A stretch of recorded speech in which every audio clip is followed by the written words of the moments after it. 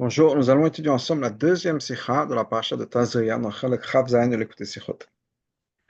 Rabbi nous dit la chose suivante. Benyan Tumat Negaim, en ce qui concerne la Tuma des Negaim, des plaies, mais c'est une référence donc à la Tsarat, ce qu'on appelle la lèpre. Il y a deux halachot fondamentales et basiques. Premièrement, Aleph, Riyat Nega, voir, regarder cette plaie, afin de pouvoir déterminer est-ce que cette plaie, ces marques, ces traces de tsarat, est-ce que c'est tamé ou pas. Et ça, chayavet la'asot el chacham. Ça doit être fait par un chacham, par un sage. Asher yorenu rabo v'yebaki b'chol hanegaim u'shmotehem.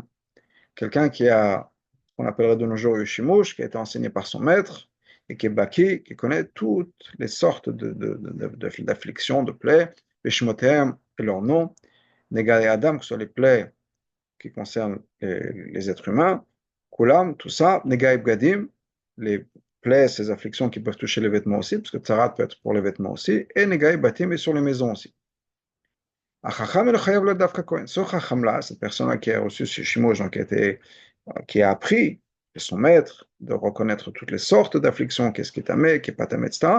Tout ça, ce Chacham n'a pas besoin d'être un Kohen. Et là, Kol Ksher Leot Hanegaim, tout le monde est kasher pour pouvoir, n'importe quelle personne est kasher pour pouvoir regarder et voir si le Nega est tamé ou pas. Mais il y a un autre halakha, bête. Hatuma vatarat loya bekohen. Déterminer si la personne est pure ou impure, ça dépend du Kohen. C'est-à-dire, même après que le Chacham a déterminé que cette affliction, cette plaie particulière que la personne a est impure, la personne qui a été touchée par ça ne devient pas impure jusqu'à que le Kohen, et c'est le Kohen qui doit dire, Tameata, tu es impur. La même chose par rapport à la purification de la personne. Que même après que la personne, ou bien le vêtement, ont été guéris de cette plaie-là, ça va rester, les gens vont rester, ou le vêtement va rester impur, jusqu'à que le Kohen vient lui dire, tu es pur. Ça, c'est les deux halachot. Les mots prononcés par le Kohen, c'est une condition sine qua non pour déterminer si la personne est impure ou pas, ou pure. Et même si un Kohen qui ne connaît pas la halachot, il ne sait pas qu'est-ce qui est impur, qu'est-ce qui est pur en tant qu'un égal. Même si ce Kohen-là, c'est un enfant, ou bien un enfant, quelqu'un qui est pas vraiment, qui est fou, qui n'a pas toute sa tête. Alors, ce Kohen-là va se reposer effectivement sur ce que le Chacham va lui dire. Le Chacham, pardon, va regarder son égard. Le Chacham a l'expérience et la connaissance, etc. Omer lo est mort, il va dire au Kohen, dis que c'est tamé. Va Kohen omer tamé. Et le Kohen va dire que c'est tamé. Ou bien est mort ou bien le Chacham va dire, dis que c'est tao. Mais il faut absolument que ça passe par le Kohen, même si le Kohen ne sait pas du tout ce qui se passe, il n'est pas présent, il ne connaît pas, on va lui dire quoi dire, mais c'est à lui de le dire. Et Shlavin, il faut comprendre, Aleph, Ima Kohen ben Kach ben Kach Somech de Chacham, si le Kohen de toute façon se repose sur le Chacham, pourquoi est-ce que c'est tellement important que le Kohen le dise? Et deuxièmement, qu'est-ce qui est spécifique, qu'est-ce qui est tellement spécial au niveau de Touma le Tzarat? Que Dafka, par cette impureté, c'est la seule, il y a ce chidush-là, que la pureté et l'impureté dépendent du Kohen. C'est vrai qu'effectivement, c'est un décret d'Hachem. C'est un chok, si on peut dire, il n'y a pas de logique. Ah, mais on sait ce que le Rambam écrit. Que même dans les chukim, à chaque zérat, ce sont des décrets. Il n'y a pas de logique, si on peut dire. Hachem a décidé, c'est comme ça. Même malgré tout, il est approprié de réfléchir. Tout ce qu'on peut trouver une raison, il faut lui donner une raison. On a cette obligation, si on peut dire, d'essayer de comprendre et de trouver la logique derrière ce qui se passe. En particulier, quand il s'agit de quelque chose qui est lié à améliorer, réparer les déotes, le caractère d'une personne. Comme le Raman dit, que la majeure partie des halachot dans la Torah, des lois de la Torah, c'est uniquement des conseils ou des choses que Hachem nous dit. Pourquoi les taken à déot la pour pouvoir améliorer notre caractère et améliorer, redresser son prix dans notre comportement. Au Belachon Apasuk, bien dans les mots du Pasuk, Vaïvetzavenu Hashem, Hashem nous a commandé, Kol HaChukim Haele, tous ces Chukim-là, Le'ira et Hashem, afin d'avoir la Rirat Hashem, la crainte de Dieu.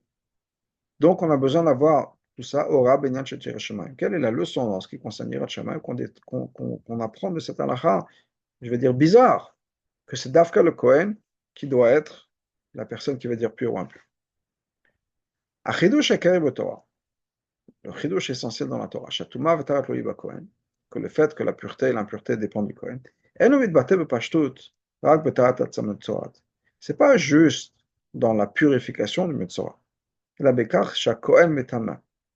Mais c'est en particulier sur le fait que le Kohen va le rendre impur. Pourquoi? Kitarat ha-Metzora, parce que la pureté ou la purification d'un Metzora, ça vient uniquement une fois que la personne est devenue impure. On ne peut pas devenir, être purifié la tzarat si on n'a pas été impur avant la tzarat. Donc il faut dire, que le fait que la tahara, la purification du Metzora, dépend du Kohen, et en fait, c'est uniquement le résultat, que la Touma du Metzora dépend du Kohen. Comment c'est-à-dire?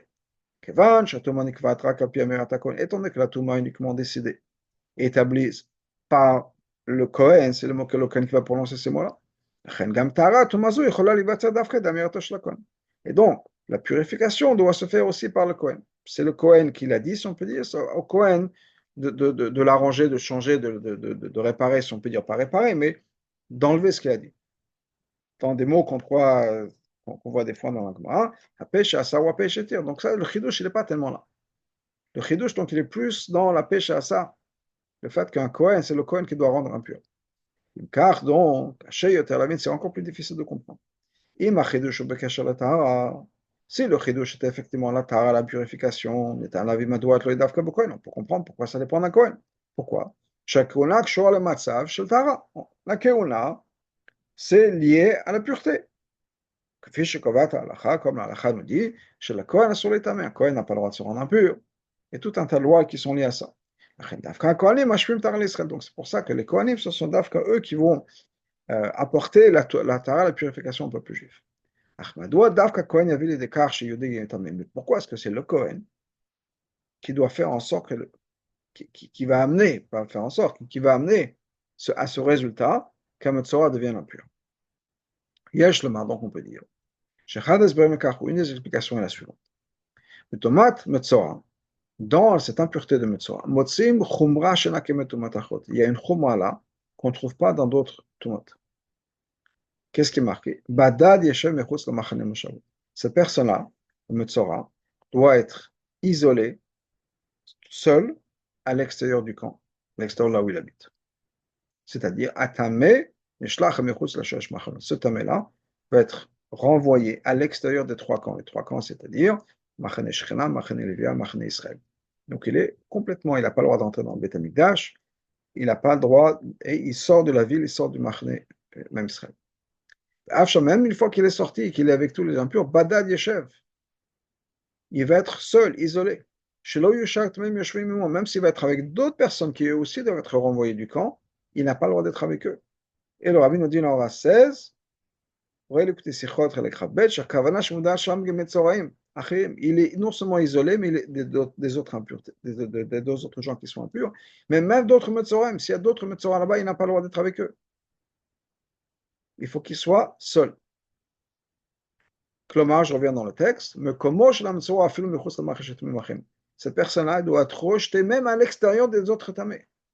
Il y a quelque chose de pire ici qu'on ne trouve pas dans d'autres tourments. Et c'est ça le sens spirituel de cette impureté. C'est une impureté tellement profonde, tellement forte, qu'à cause de ça, une personne qui est impure doit être complètement à l'extérieur de la Kedusha. C'est comme si Rahman, on peut dire, Dieu préserve, qu'il est complètement coupé de son appartenance au peuple juif, au peuple saint. La Torah nous dit, uniquement un Kohen peut être posek, peut déterminer chez Yehudi, Acher ou Kilo Muntak Chaz v'Shalom Achna Kedusha, qu'un autre juif est Chaz v'Shalom coupé de la Kedusha. Pourquoi Dafka un Kohen? Meuto shel Kohen, l'essence d'un Kohen, c'est quoi? Levarech et amo Israël be'ava, de bénir le peuple juif avec amour. Un Kohen ou Isha Chesed, un Kohen c'est une personne d'amour, et de Chesed. Hashem mevarech et Israël be'ava, qui va bénir le peuple juif, et non seulement il va bénir le peuple juif, il va bénir le peuple juif avec amour.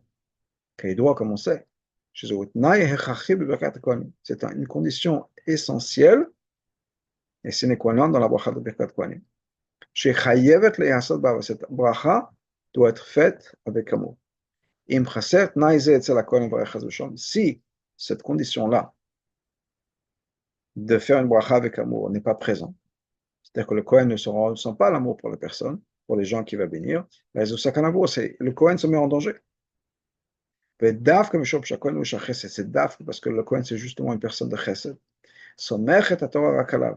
La Torah ne se repose sur personne d'autre, si ce n'est un Kohen, quand il s'agit de faire une sentence sur un juif, si on peut dire, qu'il faut qu'il soit coupé de tout le monde. Et ça ne doit venir pas de quelqu'un qui est coléreux ou qui est difficile, dur, au contraire, une personne remplie d'amour, qui, s'il va le faire, il va le faire à contre-cœur. Maintenant, on comprend aussi pour le reste du pasuk, à Kohanim, qui ont été choisis par Hachem pour le servir, ou le varech b'shem Hachem, et pour bénir le peuple juif avec le nom d'Hachem, basé sur eux, on va pouvoir résoudre toutes les disputes, le chol nega et toutes les négas, toutes ces plaies de tzarat. C'est d'Afka parce que eux sont les personnes qui ont été choisies pour bénir le peuple juif au nom d'Hachem. C'est pour ça que les négas sont déterminés par le Kohen. Alors bien sûr, quand le Kohen va dire ça, il faut que ce soit basé sur la Torah. C'est pas qu'il va inventer n'importe quoi. Donc c'est pour ça qu'on a besoin d'avoir un premier, si le Kohen ne connaît pas, un Chacham qui va venir. Quelqu'un qui est Chacham dans les connaissances de la Torah. Ou Baki Bochala qui est Baki dans tout ça, dans tout ça. Comme il a reçu de ça la tradition de son maître. Et donc il va dire au Kohen quoi dire. Mais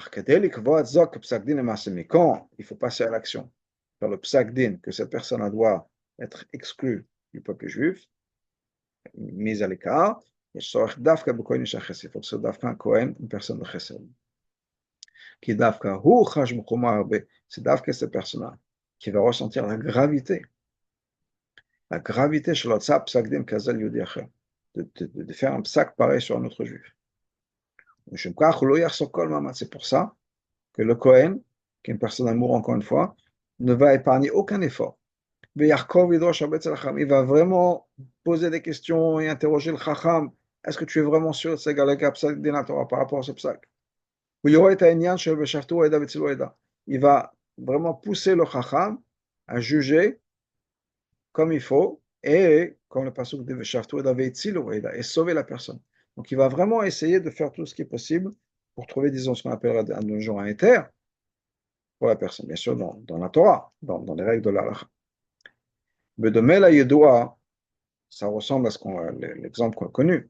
On dit qu'il n'y a pas de personne aussi sage que la personne qui a l'expérience. Quand on étudie un certain sujet dans la Torah, dans la Halakha, la Gemara, etc. Et on sait que ça, c'est quelque chose qui va être appliqué. On travaille beaucoup plus dur sur ça, sur ce concept-là. C'est-à-dire, quand une personne écrit un pilpul, dans un koftim à l'Yeshiva, bon, il fait un pilpul. Mais si la personne sait que les gens vont lire ça, vont se reposer sur Malachot, bien qu'il a besoin d'une réponse, de répondre à quelqu'un qui attend de savoir quoi faire, là, c'est déjà un autre travail, une autre responsabilité. Donc là, étant donné que c'est Nogal à la Maaseh, le Kohen va vraiment demander de ce Chacham de bien faire son travail, pas juste regarder en OK, je suis mahmir. Non, non, non. Regarde bien. Quand après avoir recherché, etc., faire tout ton travail, le Kohen arrive à la conclusion. Et ce Kohen qui est encore une fois une personne de chesed, une personne d'amour. Le Kova tamé, et qui va être obligé de dire que c'est tamé. Hari Asbarou, on sait clairement chez ce psak on sait sûr que c'est vraiment un vrai psak. Un psak, c'est pas un psak rapide pour se débarrasser, pour que, bon, au pire on est marqué. Non, non, non. Yachadim Zop Tuchim, en même temps on sait qu'on est en la confiance. Chacun yashket kol kochotav, que le Kohen va investir toutes ses forces. Pour qu'on puisse ensuite, l'étape d'après, arriver à la purification de ce Metzor. De là, on a une leçon très claire. Quand on voit chez un autre juif quelque chose de négatif, Dieu préserve. Au point où qu'on a l'impression que cette personne est dans un niveau tellement bas, au point où cette personne-là s'est excommuniée, s'est mise à l'écart du peuple juif. Quelqu'un qui, ne mérite pas de faire partie du peuple juif. La Torah nous dit, quand même s'il y a quelqu'un qui est un chacham extraordinaire, qui connaît toute la Torah, ou le fiche shikul dato d'après la conclusion de cette personne-là, pour Chokhmat Torah, basé sur toute sa sagesse, la connaissance qu'il a dans la Torah. Le psak, cette personne-là mérite effectivement qu'on lui dise, mais tu t'écartes du peuple juif. Au revoir.